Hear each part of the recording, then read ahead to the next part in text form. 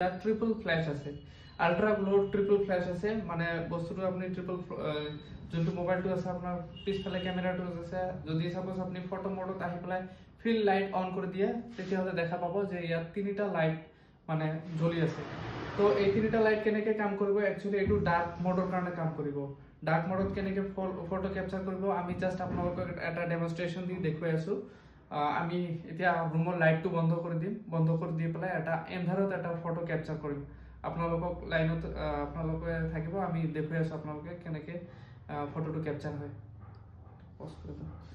এটো চাওক মানে বহুত লো লাইট আছে মানে ডাইৰেক্টলি এন্ধাৰে আছে আমি নাইট মোডত যাম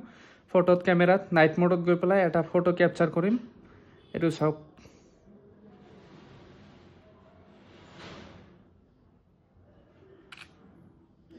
এটা আপোনাক আপোনালোকক ফটোৰ ৰিজাল্টটো দেখুৱাম কেনেকুৱা আহে